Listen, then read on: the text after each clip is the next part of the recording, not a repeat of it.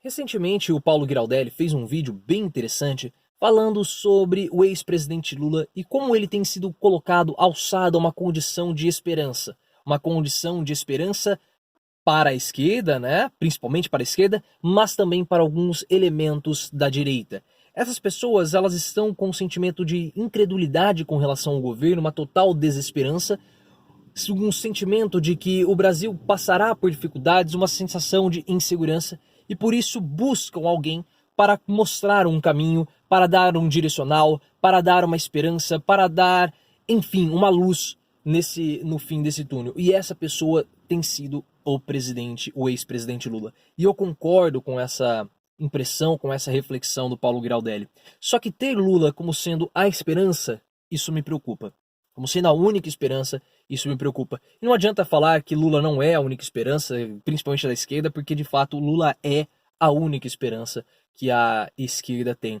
E como eu estava dizendo, eu acho isso muito pouco. O governo Bolsonaro, ele tem causado muita insegurança nas pessoas. O atual cenário que o governo construiu para ele é um cenário de preocupação para o nosso país. A aprovação e a popularidade do governo estão caindo sistematicamente, passa mês, toda a pesquisa reforça uma tendência de queda. As polêmicas internas do governo são muito grandes, disputas do vice com o atual presidente, os filhos brigando, o Olavo de Carvalho também dando pitaco, o ministro da Educação Abrão Weintraub fazendo lá picadia com chocolates, com cortes das universidades, a própria reforma da Previdência que ela não consegue se justificar, os dados não são apresentados.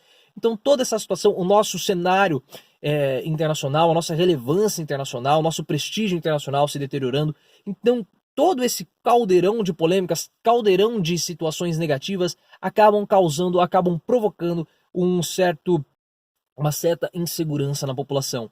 Perceba que a nossa economia também começou a se fragilizar, porque havia uma previsão para crescimento do PIB e agora há uma previsão menor do que foi no ano passado, do que Michel Temer entregou, e até mesmo algumas pessoas já apontam uma recessão no radar. Então toda essa situação cria uma desesperança, deixa as pessoas achando que nós estamos em um barco à deriva e principalmente aumenta o medo e o receio da população, tanto de direita quanto da esquerda. Muitas pessoas da direita já começam a pensar o que foi que eu fiz, o que foi que eu escolhi para o Brasil, por que eu fiz essa escolha. É um sentimento de ressaca moral, é um sentimento até mesmo de vergonha por ter votado no presidente Bolsonaro. Se Bolsonaro vai de fato finalizar o seu governo, fazendo um bom governo, eu acho que o governo vai ter sim alguns pontos positivos, porque toda situação, por mais negativa que seja, ela tem seus pontos positivos. Mas no âmbito geral, eu não acredito que Bolsonaro tenha condições, pelo menos com essa equipe e com essa postura de governar, eu não acho que ele vai ter um saldo positivo. Vai ter algumas ações positivas, mas no âmbito geral, acredito que vai ser um governo bastante negativo se ele continuar com esses ministros, se ele continuar com essa postura. E a população, ela sente isso também. A população, ela tem esse sentimento de insegurança e de incerteza. E quando nós temos esse sentimento de desesperança, nós buscamos uma esperança em qualquer coisa. E essa esperança acaba se tornando o ex-presidente Lula. Antes de conceder a sua entrevista para o El País e também para o jornal Folha de São Paulo, havia toda uma grande expectativa da esquerda. A esquerda estava ansiosa por essa entrevista de Lula, porque a esquerda queria que Lula desse um rumo para ela, desse um rumo para a oposição, mostrasse direcionamentos e caminhos para o país. E aparentemente agora parece que algumas partes da direita também começam a acreditar que Lula pode dar esse caminho, pode dar uma chacoalhada no governo Bolsonaro, que vai aprumá-lo, que vai endireitá-lo, não endireitá-lo no sentido de direita, mas de endireitá-lo, colocá-lo reto e poder seguir o país num caminho menos tortuoso, em um caminho menos caudaloso. E Lula, ele tem essa esperança, as pessoas têm essa esperança em Lula porque Lula ele não é da esquerda. Lula ele já transcendeu, ele superou essa questão da esquerda, porque só mesmo Lula para ser Lula. Eu já fiz um vídeo falando sobre isso, vou deixar aqui na descrição. A história de vida de Lula é uma história que se confunde com a dos brasileiros, é uma história de vida que confunde com a nossa. Pode não ser a mesma história minha e a sua, mas com certeza é a mesma história que os nossos ancestrais. É alguém que sai de uma região e vai para outra em busca de melhores condições de vida. Então a relação de Lula com a população brasileira é uma relação muito próxima. Mas como eu estava falando, ter somente Lula como sendo a esperança, principalmente para a esquerda, é muito pouco. Quando o PT disse que iria reforçar essa estratégia do Lula livre, percorrendo o Brasil para reforçar a narrativa de que Lula foi um preso político, de que a prisão de Lula foi injusta, no começo eu torci o nariz, mas depois eu falei assim, não, essa é uma boa estratégia. E é uma boa estratégia até mesmo agora reforçada pelos acontecimentos recentes envolvendo o ministro da Justiça, Sérgio Moro, que reforçaram ainda mais essa narrativa de que Lula é um preso político. Eu achei que essa era uma estratégia interessante, porque o que falta ao PT é um herdeiro para o capital político de Lula. Lula tem um capital político gigantesco. O ex-presidente ele tem carisma, ele tem apreço por uma parte considerável da população. Ele saiu como sendo vitorioso nas eleições de 2018. Ah, mas ele perdeu. Ele perdeu, mas ele conseguiu colocar um poste, que era Fernando Haddad, e mesmo de dentro da cadeia, sem aparecer publicamente, durante a campanha, ele conseguiu fazer 45% de votos no segundo turno, ele conseguiu fazer o candidato dele ir para o segundo turno, ele estava em primeiro nas pesquisas e ele não foi derrotado. Porque quem foi derrotado foi Fernando Haddad, não foi ele. E não Lula, não foi Lula que perdeu. Ah, mas o Haddad era o poste. Tudo bem, mas não era Lula. Bolsonaro não derrotou o Lula. E é por isso que as entrevistas de Bolsonaro, as entrevistas de Lula causam tanta insegurança em Bolsonaro, porque ele mesmo, Bolsonaro, está inseguro com o seu governo.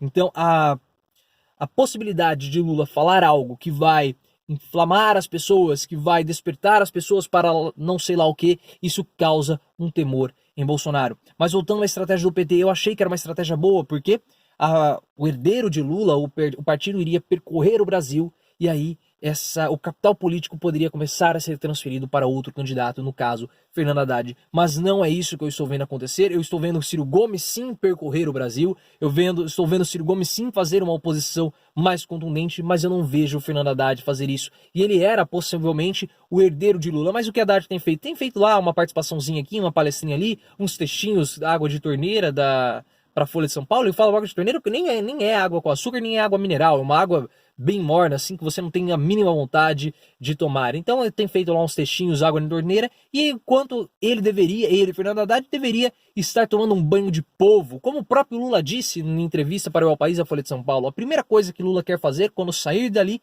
é sair da cadeia, é se encontrar com a população que está fazendo vigília, com as pessoas que estão ali fazendo vigília, ir ao bar tomar uma cachaçinha e depois fazer uma caravana. É um banho de povo. Lula quer ser ungido pelo povo. E Fernando Haddad precisa fazer isso. Lula já deu a dica, mas Haddad não faz. Ele poderia pegar ali uma carona, um BlaBlaCar com o Ciro Gomes e percorrer o Brasil como o Ciro Gomes tem feito. Só que a questão é, Ciro Gomes ele não tem o mesmo carisma de Lula.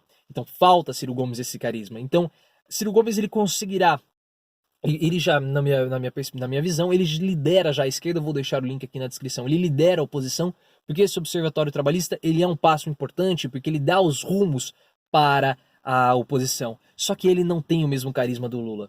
Então o trabalho de Ciro Gomes é um trabalho de formiguinha. Lula sim pode impactar as pessoas, pode impactar a oposição e também uma parcela da direita, mas somente com Lula isso é muito pouco para a esquerda e também é muito pouco você ter em Lula a única esperança. Ainda mais porque Lula já tem mais de 70 anos. Na próxima eleição, caso ele possa ser candidato, ele vai ter 78. A eleição é um processo desgastante, a eleição é um processo cansativo. Lula já não tem mais o seu pleno vigor físico, ele já perdeu a esposa, o irmão, o neto, passou por um processo desgastante com a sua prisão, com o seu julgamento. Nós temos que lembrar que Lula passou também por um momento difícil em sua vida com a sua doença, que foi uma doença muito séria. Então isso acaba debilitando a saúde de Lula.